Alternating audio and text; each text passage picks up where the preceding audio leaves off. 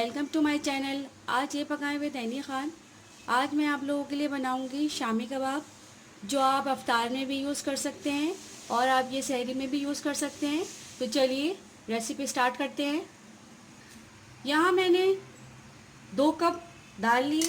आप लोगों की आसानी के लिए मैंने कपों में इसको कर दिया है और अब मैं इसको भिगो दूँगी। हम इसको भिगो के साइड पे रख देंगे। जब तक दाल भीग रही है मैं अपने दूसरे काम कर लेती हूँ, मतलब गोश्त में मसाले डाल लेती हूँ। यहाँ मैंने आधा किलो गोश्त लिया है। ये देख सकते हैं आप कि कितना क्लियर है, ये साफ़ है। साफ़ कर लीजिएगा इसको अगर गंदा है तो। अब यहाँ इसमें मैं ऐड करूँगी, मैंने यहाँ पे ली है काली मिर्च, ये मैंने 1 टीस्पून लिया है। सॉल्ट मैंने लिया है 1 टेबल स्पून, या अपने टेस्ट के हिसाब से आप ले लीजिएगा। यहाँ दालचीनी के मैंने 3 टुकड़े लिए हैं, ये आप देख सकते हैं। बड़ी इलायची मैंने 3 अदद ली है। लौंग मैंने यहाँ पे 8-9 लिए हैं और ज़ीरा मैंने लिया है 1 टीस्पून, ये मैं इसमें डाल दूँगी। गोल लाल मिर्च मैंने यहाँ ली है, साबुत लाल मिर्च जिसे कहते हैं हम, ये मैंने 30 अदद ली है। ये आप अपने टेस्ट के हिसाब से देख लीजिएगा।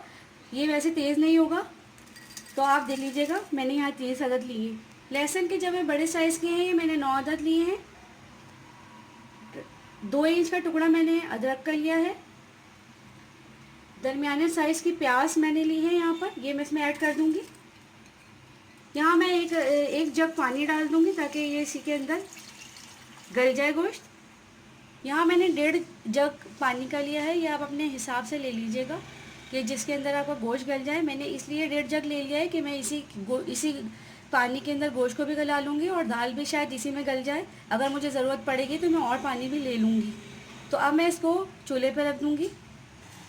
अब मैं इसमें लीड लगा के रख दूँगी। जब तक इसमें बॉयल आएगा तो मैं इसको देख लूँगी, थोड़ा सा मिक्स कर दूँगी। उसके बाद मैं इसको जब तक पकाऊँगी जब तक गोश्त न गल जाए।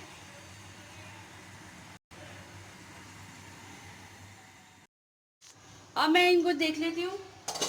ये मैं आपको यहाँ बता दूँ कि यहाँ पे मैं पानी खुश्क हो गया था तो मैंने इसको अच्छी तरीके से इस तरीके से भून लिया है इसको, और बोटियाँ भी इसमें टूट चुकी हैं। मैंने बोटियों के शामी कबाब बनाए थे ताकि इसमें अच्छा रेशा बने।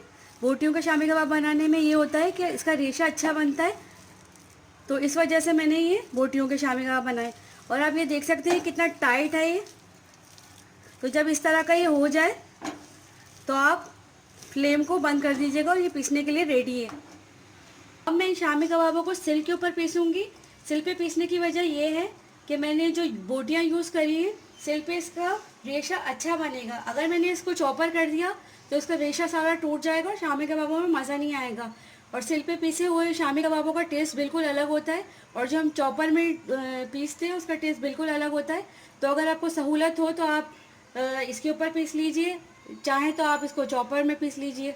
मैं तो इसको सिल पर ही पीसूँगी क्योंकि इसके अंदर जो गरम मसाला होता है वो भी सिल पे बआसानी पिस जाता है और चॉपर में वो पूरे तरीके से पिसता भी नहीं है। मैंने तमाम मसाले को पीस लिया है सिल के ऊपर। अब मैं इसके अंदर ऐड करूँगी, ये दरमियाने साइज़ की एक अदद प्याज को आप चॉप कर लीजिएगा, फाइन चॉप करिएगा। ये 5 अदद हरी मिर्ची हैं, ये आप अपने टेस्ट के हिसाब से ले लीजिएगा। अगर आप कम खाते हैं तो कम ले लीजिएगा। ये 1 गड्डी हरा धनिया की है। अब ये तमाम चीज़ें मैं इसके अंदर ऐड कर दूँगी और मिक्स कर लूँगी।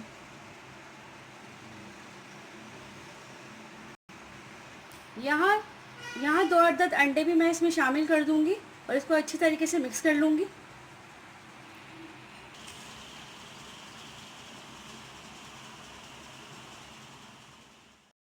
ये मैंने तमाम शामी कबाब फ्रीज़र कर दिए थे बनाकर। ये सेव करने का तरीका है, आप देख भी सकते हैं। ये बहुत आसान तरीका है। इस तरीके से आप रख दीजिएगा सारे शामी कबाब बनाकर, बआसानी निकल जाते हैं जब फ्राई करने हो तो।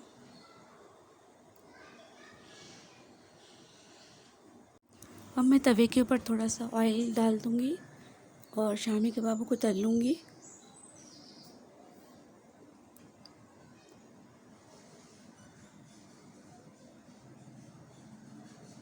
जब शामी कबाब अपनी शेप में आ जाएं तो आप ये तमाम शामी कबाब ट्रे में से निकाल कर किसी शॉपर में भी करके रख सकते हैं, तो ये ख़राब नहीं होते।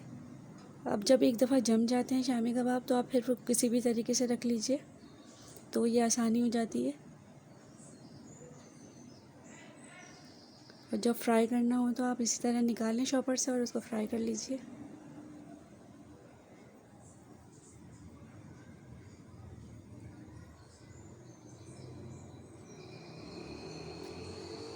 बस शुरू में थोड़ी एहतियात की ज़रूरत होती है कि वो आप ट्रे के अंदर प्लास्टिक की शीट बिछा के रखें। वो जब एक दफ़ा जम जाते हैं तो फिर आप किसी भी तरह रख लीजिए। अगर मेरी वीडियो पसंद आ जाए आपको तो लाइक कर दीजिएगा। अगर आप मेरे चैनल पे न्यू हैं तो सब्सक्राइब कर दीजिएगा। बेल आइकन को भी हिट कर दीजिएगा। रेसिपी ज़रूर ट्राई कीजिएगा। मुझे कमेंट सेक्शन में ज़रूर बताइएगा कि रेसिपी आपको कैसी लगी। दुआओं में याद रखिएगा। अल्लाह हाफ़िज़।